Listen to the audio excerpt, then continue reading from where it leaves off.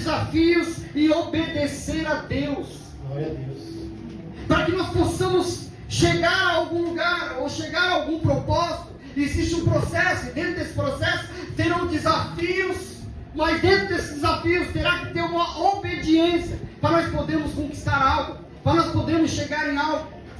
Eu costumo dizer que muitas pessoas batem na tecla que nós não devemos pedir nada a Deus, que bens materiais não vai subir para o céu, e não vai mesmo. Mas quem é que não quer ter uma vida boa em cima dessa terra, Luciano? E eu vou te fazer mais uma pergunta: qual a necessidade que tem de você ficar pelejando, passando necessidade? Se Deus te deu sabedoria, se Deus te deu inteligência, se Deus te deu saúde, se Deus te deu bom proveito para tudo, qual a necessidade de você ficar passando necessidade, se o segredo só é obedecer?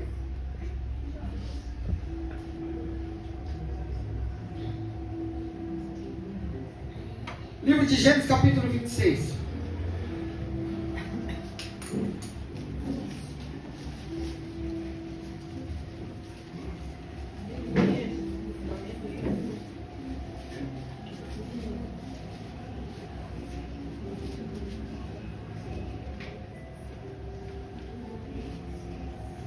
Todos acharam?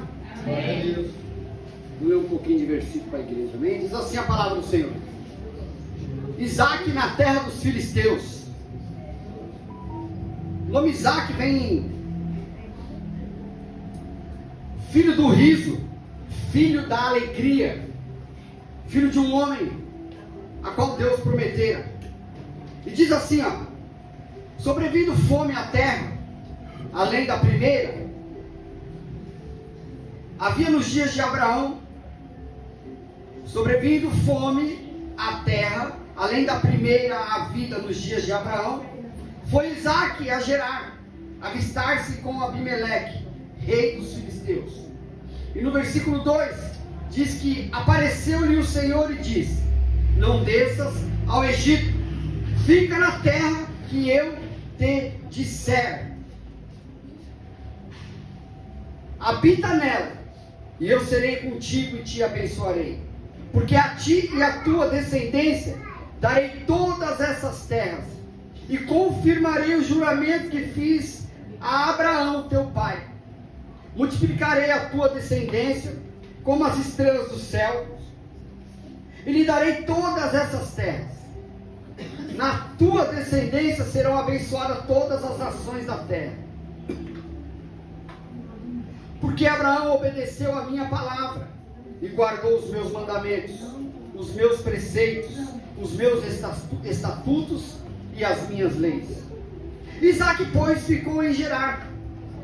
Perguntando-lhe homens daquele lugar a respeito de sua mulher, disse: é minha irmã. Pois temia dizer: é minha mulher. Para que dizia ele consigo: os homens do lugar não me matem por amor de Rebeca, porque era formosa de aparência. Ora, tendo Isaque permanecido ali por muito tempo, Abimeleque, rei dos filisteus, olhando da janela, viu que Isaque acariciava Rebeca, sua mulher. Então Abimeleque chamou a Isaque e lhe disse: é evidente que ela é tua esposa. Como, pois, dissestes: é minha irmã? Respondeu-lhe Isaque: porque eu dizia, para que eu não morra por causa dela.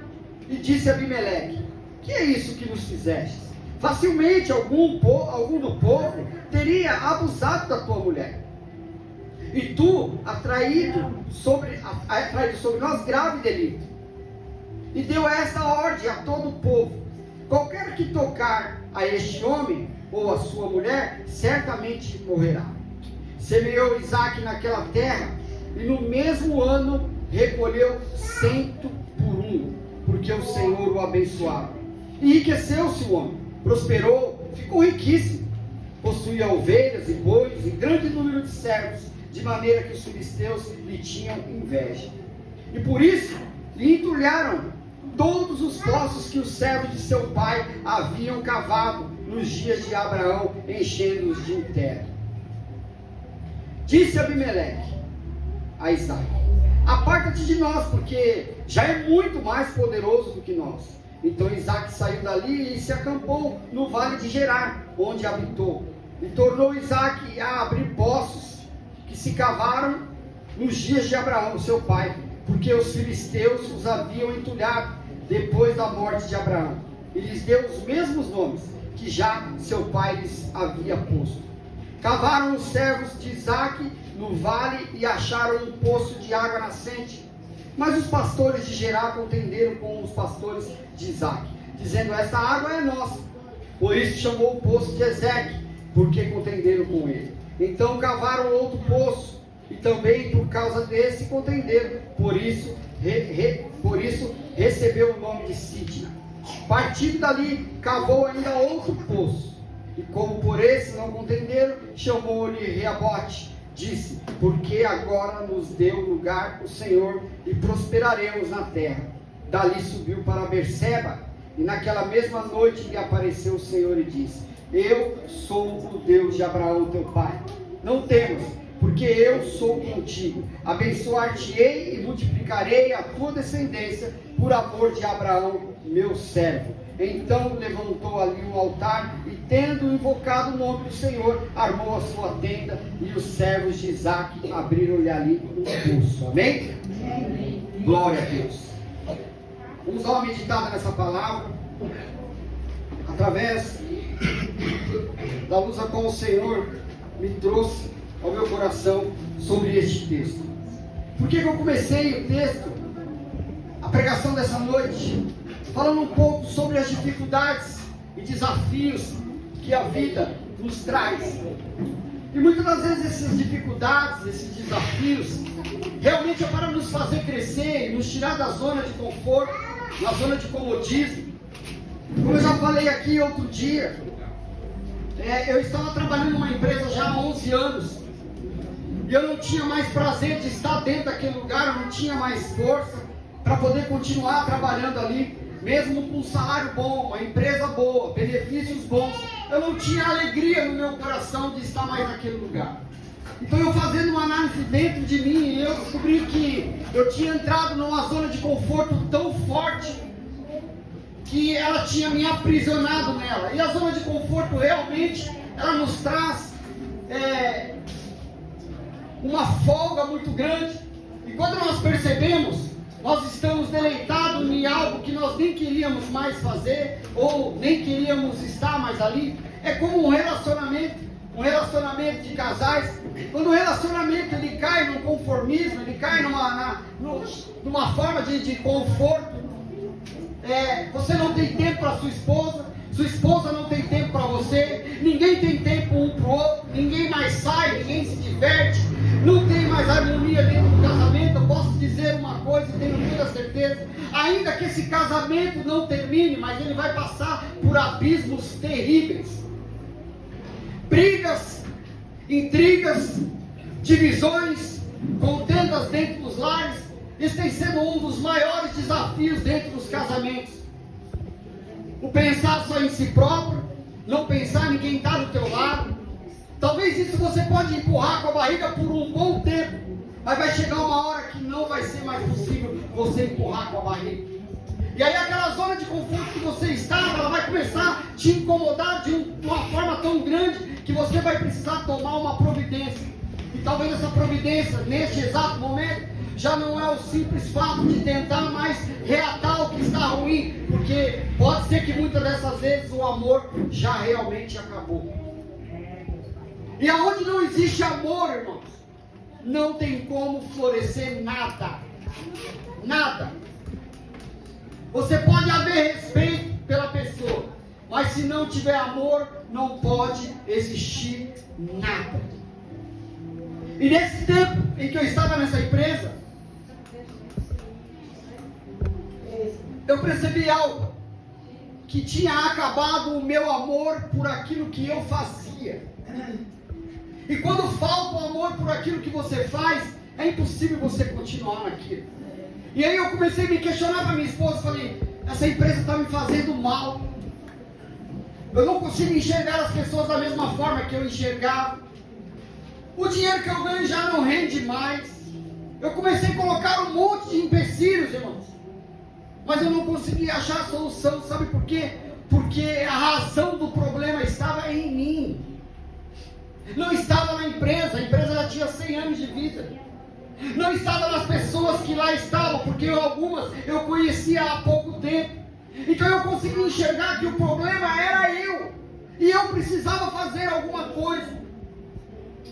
E eu quero trazer você hoje para o âmbito espiritual, para ver se você na tua vida espiritual está dessa forma.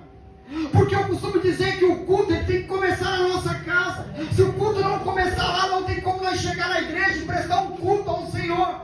Mas quando você amanheceu, quando você iniciou o seu dia, Deus já estava esperando o teu culto à noite. E muitas das vezes nós viemos para a casa do Pai e nós não conseguimos entregar o culto, porque nós estamos com um problema muito sério.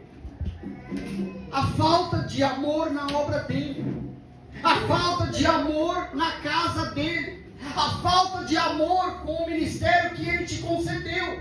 Então nós precisamos reaver como que está a nossa vida espiritual, para ver se ela está nos fazendo bem ou se ela está nos fazendo mal. Deixa eu falar algo para você, não importa a fase que você está vivendo, ou o problema que você está vivendo. Você entrou na casa do Pai, você tem que ter alegria no rosto, você tem que ter prazer no que está fazendo, porque se Ele te deu a oportunidade de estar aqui, glorifica e agradeça a Deus pelo dom que Ele te deu. Deus maravilhoso e poderoso. Adorar a Deus quando as coisas estão só boas é muito fácil, irmão. Eu quero ver você adorar a Deus. Eu adoro a Deus quando as coisas estão difíceis. Deus maravilhoso e poderoso. E a Bíblia nos narra no capítulo 26 de Gênesis que o momento nesta situação aqui é um momento de fome, é um momento de dificuldade na vida do homem. E o homem que tinha bens, e o homem que na sua angústia, na sua dificuldade, ele decide sair daquele lugar para procurar provisão em outro lugar. Mas é um homem que estava num momento difícil, mas com a vida espiritual alinhada, o ouvido afiado ao Senhor. Porque quando ele sai de lá, no versículo 21, ele fala que ele vai até Gerar avistar-se com Abimeleque, o rei dos filisteus. Ou seja, ele vai buscar ajuda onde ele acredita que pode encontrar. Mas a Bíblia fala no versículo 2 que logo de cara aparece o Senhor. E a Bíblia fala que Deus, ele é onisciente, onipresente, onipotente. Então ele já sabia, Flávio, o que estava no coração de Isaac neste momento. E era ir até o Egito. Era buscar refúgio, como nós podemos dizer hoje, no mundo. E a Bíblia fala que Deus aparece a ele e fala: olha, não desça para o Egito. Ele estava mandando um recado para Isaac. Não importa o vento que está passando, não importa a prova que você está passando, não importa o momento que você está passando, mas você tem que entender algo, Isaac: é eu que sou contigo, não é o mundo que é contigo, não é quem está lá fora que pode te socorrer, só quem vai te socorrer sou eu, o Senhor. Aleluia, Deus.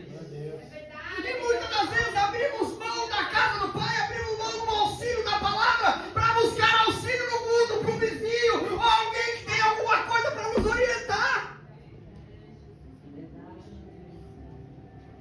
Deixa eu falar algo para você nessa noite. Para de falar da tua vida para os outros.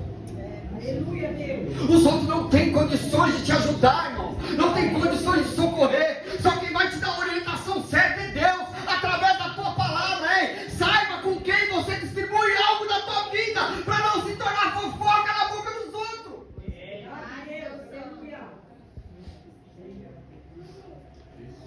Eu já cheguei a dar notícias de pessoa que morreu por alguém que me falou que morreu, a pessoa não tinha nem morrido, irmão.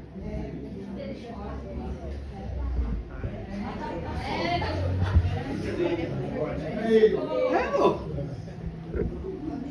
Você ficou sabendo que fulano morreu? É impossível, acabei de falar com ele. Não, mas morreu ontem à noite. Não, não morreu. Acabei de falar com ele. Por que ficar dando ouvido para quem não deve dar, meu irmão?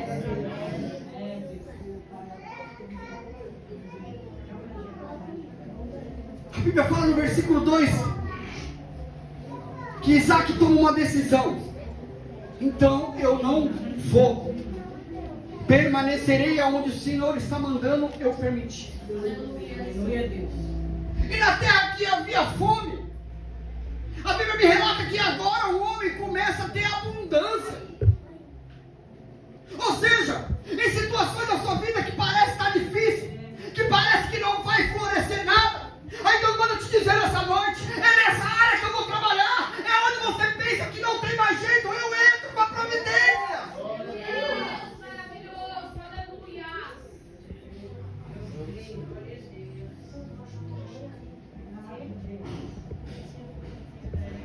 Mas meu relacionamento não dá certo, não está dando nada certo, filho não me obedece.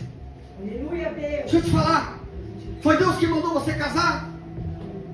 Não, Foi Deus que mandou você ter filho? não. Ô, Pai. Agora tu quer largar tudo, quer mandar tudo embora, quer dispensar tudo. Deixa eu falar algo para você. Ei, presta atenção no que Deus está dizendo com o teu hoje. Nem dentro da tua dificuldade eu te encontro uma solução. Mas se você me obedecer, me dá ouvido, não toma decisão sem antes comunicar a Deus. Deus poderoso, aleluia. Deus. A promessa ela já está estabelecida. Habita nela, Isaac, fica nela. Porque eu, teu Deus, eu serei contigo. Eu vou te abençoar, não importa a circunstância. Eu vou te abençoar. Só me obedece para que eu possa trabalhar. Deus maravilhoso. Irmãos, é sério. Não alcançamos tantas bênçãos da parte de Deus, viu, William? Não alcançamos tantas bênçãos das partes de Deus, porque nós saímos muito da posição, irmão. Nós nos desviamos muito.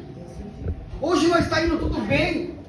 Daqui a pouco nós começamos a se desviar. Nós vai saindo, nós vai se desinclinando da vontade de Deus. E quando pensar que não, nós já estamos perdidos. E depois não dá mais para voltar. Deus poderoso. Não dá. Deus glorioso. Momentos da nossa vida que nós precisamos dar ouvido a quem tem sabedoria. Em 95, quando eu entrei naquela firma para trabalhar, que eu falei, depois de longos anos, meados de 2000 para 2001, eu inventei de comprar um carro, Chico. E eu comprei uma Brasília lá do rapaz da sua rua. Como é o nome daquele homem, irmão? Não lembro.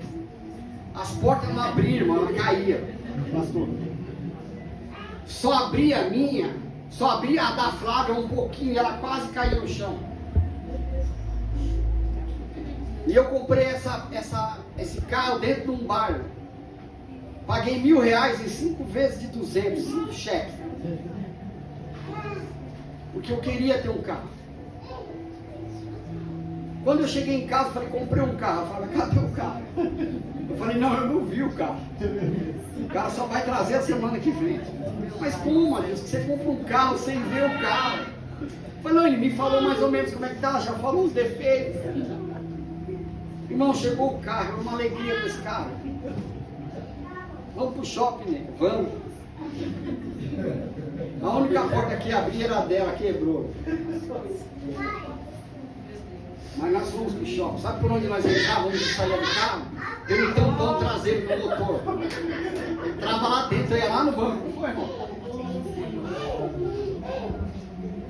Mas agora eu estava trabalhando, podia arrumar o carro. Arrumei o carro. E um dia eu inventei de trabalhar com esse carro sem habilitação. E quando eu cheguei lá, eu parei na frente da empresa, porque eu queria todo mundo nos carros. Vocês dão risada, mas o caso é sério. E aí o meu encarregado, a mesa marcou e falou assim, quem que é esse carro? Eu falei, é meu. Falei, legal. Ele falou, quer apostar uma coisa? Eu falei, o que foi? Quer apostar que esse carro não tem carpete? Eu falei, como você sabe? Não tinha, não, era soalho de ferro, só não tinha carpete. Porque você não tem condições de ter um carro. Eu falei, Onésio, não faz não, você magoa. Você não tem. Falou, eu tenho, olha ele aí. Aí ele falou para mim assim, posso te fazer uma pergunta? Falei, pode. Você tanto não tem condições de ter um carro, que o seu carro não tem seguro. Quer apostar? Falei, é óbvio. Você imagina se você bater no meu carro aqui, ó, esse que você está vendo, 0 km, que eu tenho seguro da Porto Seguro. O que eles vão fazer com você? E você não tem dinheiro para pagar. Você já imaginou o problema que você vai arrumar para a tua cabeça? A dor de cabeça que você vai ter para pagar o conserto, para pagar a franquia. Nossa, ele começou a falar um monte de coisa. E aí você vai avaliando e fala, meu Deus, por que não dá ouvido para quem tem experiência de vida? Na vida de Isaac é a mesma coisa. Se ele não tivesse dado ouvido à voz de Deus, ele tinha feito besteira na vida dele. Ele tinha chegado até o Egito. O que iria acontecer? Não sei. Mas ele não teria provado das bênçãos do Senhor. E é isso que tem acontecido com a igreja dos dias de hoje. A igreja de hoje tem deixado de provar das bênçãos do Senhor, porque não quer seguir à risca as ordenâncias de Deus. Nós queremos criar os nossos próprios estatutos, as nossas próprias leis, os nossos próprios costumes, a nossa forma de prestar o culto, somos nós que criamos. Não existe mais. Nós ouvimos muito dizer, não tem como mais se moldar a igreja que era antigamente. Mas era a igreja que era antigamente, que via paralítico andar, que via cego enxergar, que via cancerígeno ser curado, leproso ser curado. Era naquela época que tinha batismo com o Espírito Santo. Era naquela época que o fogo descia no céu. E nós fomos criando a nossa própria liturgia e fomos tirando a presença de Deus. Nós fomos descendo para o Egito dentro da igreja e esquecendo de Deus. Tudo leva o nosso tempo, a nossa atenção. Mas não prestamos o culto devido ao Senhor. Fica aí, Isaac. Se você ficar e permanecer, eu confirmarei o juramento que fiz a Abraão, teu pai. Algo que parte de descendência para descendência. E nós somos descendência de quem, irmãos? Por que nós não desfrutamos de todas essas bênçãos? Por que nós não desfrutamos de todas as bênçãos? Eu estava falando para a Flávia esses dias. Se nós estivéssemos uma vida regalada boa, morria facinho. Sabia, Lucas? Morria de tanto comer lanche. Verdade, irmão. Morria de tanto comer pizza. Morria de tanto comer fora, não sabe nem o que estão pondo na comida. Morria de diabetes, que é tanto açúcar, tanto doce, tanta besteira. Era só ter condições para você vencer essa mentira. De todo dia sair, ter condições de pagar um almoço, uma janta por aí, ou comer. Vocês iam ver. Ninguém se preocupa. Mas aí a hora que a fatura bate na porta, aí lembra de Deus. Aí lembra de Deus. Aí fala, puxa, eu devia ter evitado isso. Eu não devia ter feito isso. Eu devia ter... Aí já é tarde. Aí já acabou. E é assim na vida espiritual. Tudo tem que ter manutenção. Se nós não tivermos a manutenção devida na vida espiritual, nós vamos morrendo, e daqui a pouco nós não queremos mais saber de estar na presença de Deus. Acabou.